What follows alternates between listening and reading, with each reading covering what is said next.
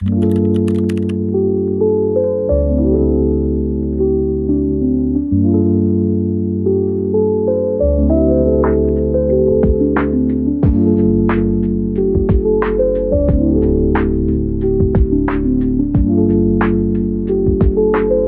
приветик, вы на канале ViaMaps, и в этом видео мы поговорим о том, как учиться на отлично или хотя бы повысить на немножко свою успеваемость. Я учусь в школе 9-й год и прекрасно понимаю, что учиться на отлично достаточно сложно, но при наличии желания и знания некоторых советов это вполне достигаемо.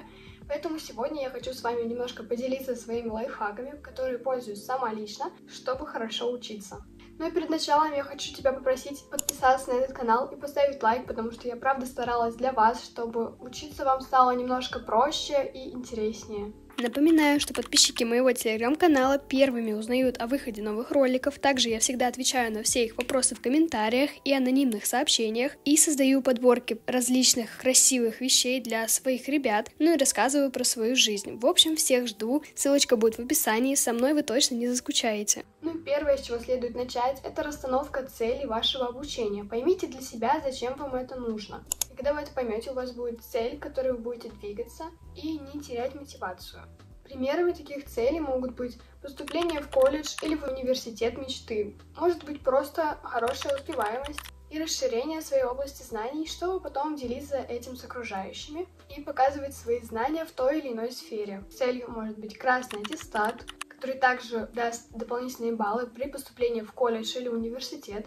Поэтому советую не упускать этот пункт и поставить себе цель, к которой вы далее будете двигаться. Также следует определить для себя, на какие оценки по конкретному предмету вы хотите учиться. Я прекрасно понимаю, что есть учителя, с которыми просто невозможно учиться на отлично, поэтому определитесь, по какому предмету, на какую оценку вы хотите учиться, и стремитесь к этой оценке. Следующий пункт поможет вам легче приступить к выполнению домашнего задания. Все мы прекрасно понимаем, что приходя со школы ничего не хочется делать, мы начинаем скроллить ленты ТикТока, Инстаграма и различных соцсетей. А когда наступает время выполнения домашнего задания, то сил вообще не остается и нету никакого желания что-либо делать. Поэтому я подготовила для вас два лайфхака, чтобы легче начать выполнять домашние задания. И первый из них — это правило 5 минут. То есть вы говорите себе: вот сейчас я поделаю какие-то уроки 45 минут, а это совсем мало, а потом продолжу заниматься своими делами. И в процессе у вас появляется желание доделать его до конца, чтобы не оставлять вот так вот брошенным. Если желание не появилось, то следующий лайфхак: перейдите от просмотра вертикальных видео к горизонтальным. То есть это могут быть сериалы, фильмы или просто видео на ютубе. Таким образом, тема видео не меняется каждые 15 секунд. Мозг все еще продолжает смотреть интересные видео, а у вас становятся свободными руки. И вы можете начать доставать учебники, тетрадки и постепенно делать домашние задания, продолжая просмотр видео. Следующий пункт: изучите непонятные темы, которые вы, возможно, пропустили, проболели или просто прослушали. Особенно это касается русского языка и математики, где следующая тема строится на знаниях предыдущей. И если вы пропустили даже какую-то легкую тему и не поняли ее, то последующее изучение будет казаться вам трудным, потому что вы не поняли буквально вот какую темку маленькую. Советую вам изучить эту тему с помощью видео на ютубе или спросить у репетиторов, у родителей, еще кого-нибудь, чтобы разобраться в ней, и дальше было проще изучать какие-то материалы. Буквально уделить 10-20 минут на изучение какой-то темки, чтобы далее было легче обучаться. Советую вам сразу после просмотра этого видео задуматься, какие темы вы не поняли, по каким домашним заданиям вы получили плохие оценки, и пройти их еще раз, чтобы до конца в них разобраться и далее уже получать более хорошие оценки. Следующий лайфхак: используйте ассоциации для запоминания. Например, вам задали выучить много слов по-английскому, всех их будет запомнить достаточно сложно, поэтому я всегда пользуюсь этим лайфхаком и к каждому слову придумаю свою ассоциацию, чтобы потом при проверке у вас сразу всплыла ассоциация, и вы с легкостью могли назвать это слово и получить хорошую оценку. Следующий, один из важных пунктов — это романтизация учебы. Я думаю, что она напрямую влияет на продуктивную и хорошую учебу. То есть важно пространство, в котором вы работаете. Это хорошо обустроенный рабочий стол. Есть множество видео на ютубе, которые вы можете посмотреть, вдохновиться. Также множество пинов на Пинтересте. Я тоже там постоянно вдохновляюсь. Это дает мне мотивацию учиться хорошо.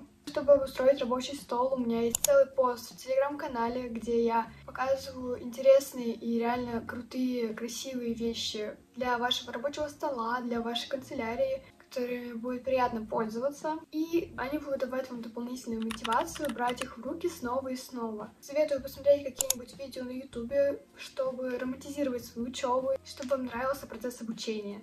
Также можно сделать выполнение домашнего задания более приятным, то есть вы можете поставить себе какое-нибудь видео на фон, взять чаек, шоколадку, и после выполнения каждого задания или предмета поощрять себя за проделанную работу. Так процесс обучения станет гораздо проще и приятнее. Следующий пункт для лучшего запоминания информации — это пересказ какой-то темы, параграфа своим друзьям, одноклассникам, родителям, представляя себя в этот момент в роли учителя. Таким образом вы сами поймете тему, освежите память родителям и поможете разобраться в этой теме одноклассникам или друзьям. Вам нужно как бы в роли учителя объяснить своему собеседнику тему очень доходчиво, но в то же время кратко, чтобы он понял. Ну и последний заключительный пункт — это выполнение легких домашних заданий на переменах. Этим пунктом я сама часто пользуюсь, потому что домашние задания отбирают очень много сил и времени, особенно когда приходишь домой после секций, репетиторов, дополнительных занятий, и понимаешь, что тебе еще нужно сделать гору домашних заданий, то сил и времени на себя вообще не остается, поэтому легкие задания можно делать на переменах, чтобы дома осталось только перепроверить или что-то дописать. Или, например, в начале урока бывают организационные моменты, когда учитель что-то говорит, что-то сообщает, только ничего не прослушайте. В такие моменты можно начать делать домашние задания, даже если сделаете немножко, то на дом все равно останется меньше.